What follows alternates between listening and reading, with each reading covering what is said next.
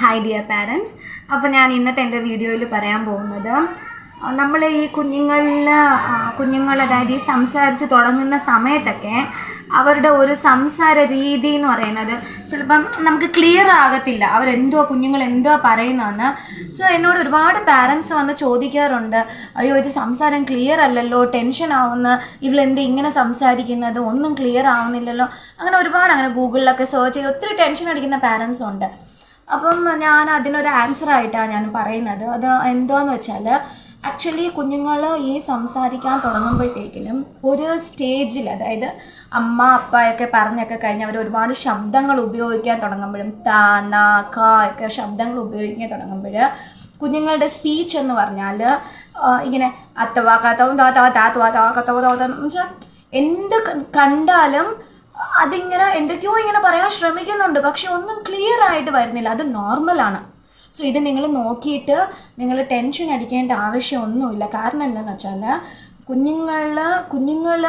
കുഞ്ഞുങ്ങളുടെ ഫ്രണ്ടിൽ കുഞ്ഞുങ്ങൾ എന്താ കാണുന്നതെന്ന് വെച്ചാൽ അമ്മ സംസാരിക്കുന്നുണ്ട്, അച്ഛൻ സംസാരിക്കുന്നുണ്ട്, അമ്മമ്മ സംസാരിക്കുന്നുണ്ട്, അപ്പൂപ്പൻ സംസാരിക്കുന്നുണ്ട്. അപ്പം ഇവരെല്ലാവരും സംസാരിക്കുന്നുണ്ട്. അപ്പം ഇത് കാണുമ്പോൾ കുഞ്ഞും അത് ഇമിറ്റേറ്റ് ചെയ്യുന്നതാണ്. അതായത് അമ്മ സംസാരിക്കുന്നതൊക്കെ ഞാനും സംസാരിക്കുന്നുണ്ട്, അമ്മ ചേട്ടനെ വഴക്ക് പറയുന്നു, അതുപോലെ ഞാനും ചേട്ടനെ വഴക്ക് പറയുന്നു, ആക്ഷൻസൊക്കെ നല്ലപോലെ ചോദിക്കുന്നുണ്ട്, ഇങ്ങനെ കാണിക്കുന്നുണ്ട്. പക്ഷെ സംസാരം ക്ലിയർ ആയിട്ട് വരത്തില്ല. കാരണം അവരിൽ സംസാരം ഡെവലപ്പ് ചെയ്യുന്നതേ ഉള്ളൂ. അപ്പം അതിനു മുമ്പ് അവരത് ഇമിറ്റേറ്റ് ചെയ്യുന്നതാണ്. ഈ ഒരു പീരീഡിന് അല്ലെങ്കിൽ ഈ ഒരു ടൈപ്പ് ഓഫ് സ്പീച്ചിന് നമ്മൾ പറയുന്നത് ജാർഗൻ അട്രൻസസ് എന്നാണ്.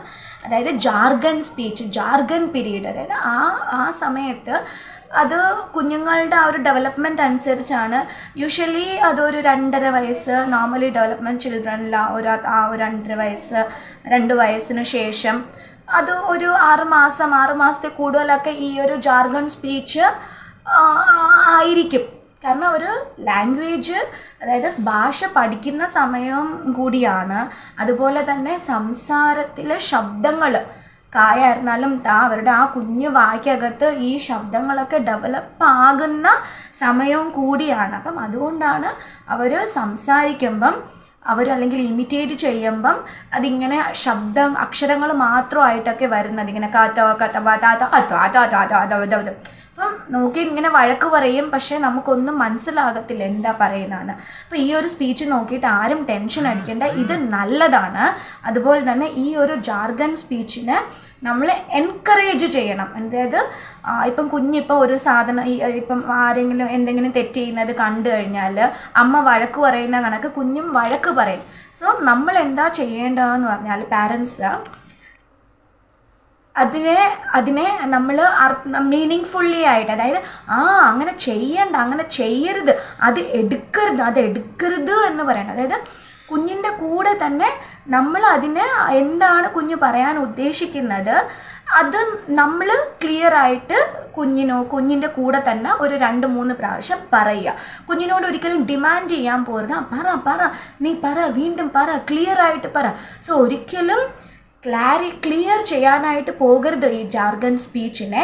ഇൻഡയറക്ട്ലി കുഞ്ഞിൻ്റെ മുൻപിൽ നിങ്ങളും കുഞ്ഞ് ചെയ്യുന്നത് അല്ലെങ്കിൽ കുഞ്ഞ് പറയുന്നത് അതുപോലെ തന്നെ പറയാം. ഡയറക്റ്റ്ലി ഇതിൻ്റെ ക്ലിയർ ചെയ്യാനായിട്ട് പോകരുത്, ക്ലാരിറ്റി ഇംപ്രൂവ് ചെയ്യാനായിട്ട് നോക്കുകയേ ചെയ്യരുത് ഈ ഒരു സ്റ്റേജിൽ.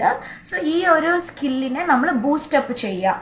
പിന്നെ അതുപോലെ തന്നെ ഈ ജാർഗൻ സ്പീച്ച് ഒരു വർഷം കഴിഞ്ഞിട്ടും, അല്ലെങ്കിൽ ഒരു 5 വയസ്സായി, 5 വയസ്സ് കഴിഞ്ഞു, 5.5 6 വയസ്സാകുമ്പോഴും ഇതുപോലുള്ള സ്പീച്ചാണ് കുഞ്ഞ് കണ്ടിന്യൂ ചെയ്യുന്നുണ്ടെങ്കിൽ നമുക്ക് ഒരു പ്രൊഫഷണൽ അല്ലെങ്കിൽ ഒരു സ്പീച്ച് ലാംഗ്വേജ് പത്തോളജിസ്റ്റിൻ്റെ അടുത്ത് കൺസൾട്ടേഷൻ ചെയ്യാവുന്നതാണ്.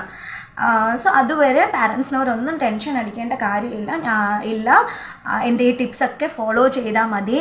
കൂടുതൽ ഡീറ്റെയിൽസിനൊക്കെ you can always contact me, you can always ask me. Thanks for watching.